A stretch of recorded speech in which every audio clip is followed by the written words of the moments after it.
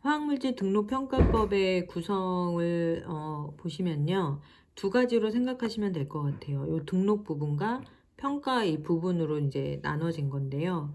이 화학물질의 어떤 등록에 대한 부분은 그 어떤 화학물질을 제조를 신규로 하거나 수입하기 전에는 이제 등록을 반드시 거쳐야 합니다. 그래서 그러니까 기존 화학 물질은 연간 1톤 이상을 내가 제조하거나 또는 내가 수입을 할 거다. 그럴 경우에는 반드시 등록을 해야 되는 거고요. 신규 화학 물질 중에서는 0.1톤, 연간 0.1톤이 기준이어서 이 0.1톤 이상을 내가 제조하거나 수입할 거다. 그러면은 반드시 이제 등록 절차를 거쳐야 됩니다. 다만 이제 등록이 면제되는 사항이 있어요. 그러니까 자연 상태 물질, 광석과 같은 것들, 그리고 전량 이제 모든 물질을 내가 수출하려고 한다. 이럴 경우에는 이제 면제가 되고요. 또는 만약에 등록을 이제 연구 개발 용도로 내가 이제 이 물질을 쓸 거다. 이럴 경우에는 이제 등록이 면제되는 그런 사항입니다. 평가 부분은 이제 그런 어떤 그 신규 화학 물질 또는 기존의 이제 어떤 화학 물질 등에서 이 물질이 얼만큼 유해성이 있는지 또는 위해성이 동반되는지를 평가하는 게 이 부분이라고 생각하시면 돼요. 그래서 지난 시간에 제가 이제 유해성과 위해성에 대해서 이제 설명을 드렸는데, 이 유해성은 말 그대로 그 물질이 가지고 있는 유해한 정도라고 말씀을 드렸어요. 그러니까 그 물질이 얼만큼 그 자체적으로 유해성을 갖고 있는지, 발암성이 있는지, 또는 뭐 그런 어떤 독성이 얼만큼 있는지를 가지고 있는 거를 유해성이라고 했고, 그 유해성을 가지고 있는 그 물질 본연의 그 자체가 사람한테 얼마만큼의 영향을 줄 수 있는지 또는 환경에 얼마만큼 영향을 줄 수 있는지 그런 것들을 나타내는 게 위해성이라고 설명을 드렸습니다. 이 화학물질의 이 화학물질 등록 및 평가법에서 이 평가에 대한 부분은 그 화학물질의 유해성을 심사하고 그 유해성을 평가를 해서 이 물질이 유해화학 물질로 관리를 해야 되냐 그거를 결정하는 게 이 평가 부분이에요. 그래서 결국에는 그 화학물질의 분류 표시를 결정하고 그거를 국민들한테 공개를 해서 이 물질이 이만큼의 어떤 위험성과 유해성을 가지고 있다 라는 것들을 알려주는 게 이 평가에서 하는 부분이라고 보시면 됩니다. 이거는 다 고시로 법으로 정하고 있습니다. 그리고 그 중에서 특히 이 유해성을 심사하고 평가한 다음에 어떤 물질에 대해서는 굉장히 위해성이 크다. 그래서 위해성 평가가 필요하다라는 부분이 또 생겨요. 그래서 위해성을 평가하고 이 유해성을 평가한 다음에 유해학 물질로 지정 관리하는 게 이 평가에서 하는 부분입니다.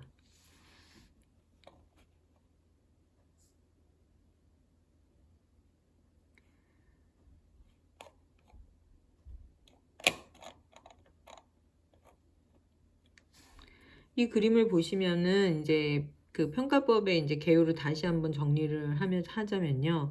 이제 기존 화학 물질과 이것도 아까 말씀드렸듯이 유해화학 물질 관리법에서 이제 그 2015년 1월 2일에 분법화 되면서 만들어진 법이잖아요. 그러다 보니까 기존 화학 물질이 있고 이제 신규 화학 물질로 나눠지게 되어 있어요. 그래서 기존의 화학물질 1톤 이상이다. 그러면은 사전 신고로 만약에 그 제조하거나 수입하기 전에는 반드시 이 사전 신고를 해야 되고요.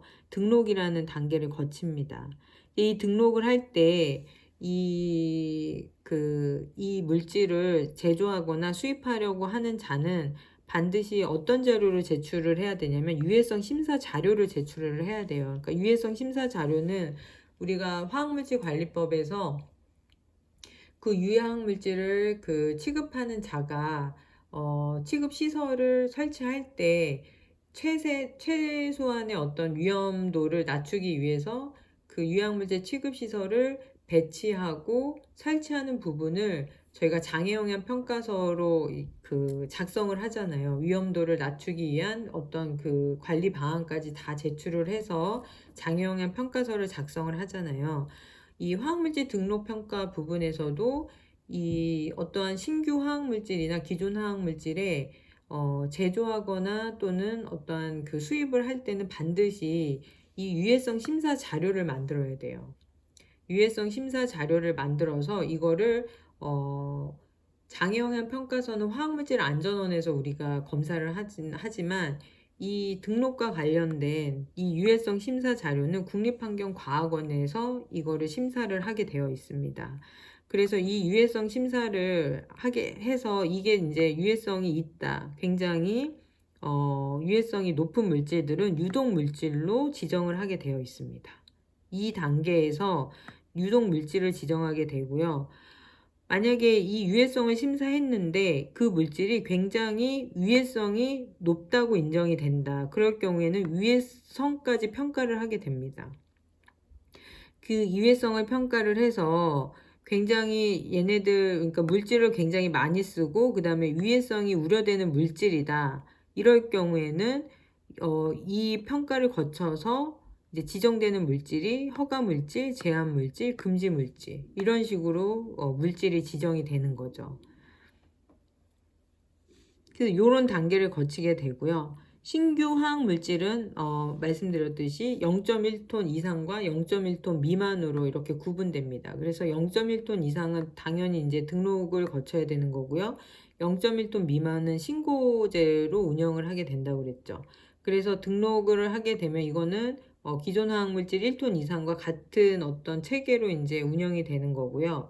만약에 신규 화학물질인데 0.1톤 미만이다. 이럴 경우에는 신고를 하게 되어 있고 이건 국가에서 계속 모니터링을 합니다.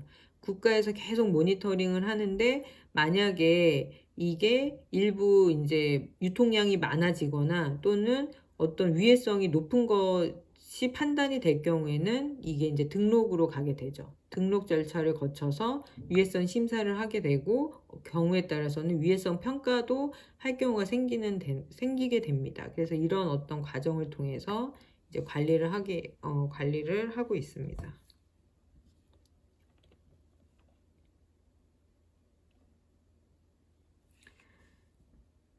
네. 화학물질 등록 신고 관리 체계를 이제 한번 또 이렇게 보시면요. 화학물질을 우리가 이제 등록을 할 때는 자료 제출이 유해성과 위협성 자료를 이제 제출을 해야 돼요. 그래서 이제 이런 자료를 이제 그 과학원에 제출을 하게 되면은 이제 유해성 평가하고 유해성 심사를 하게 되는 거죠.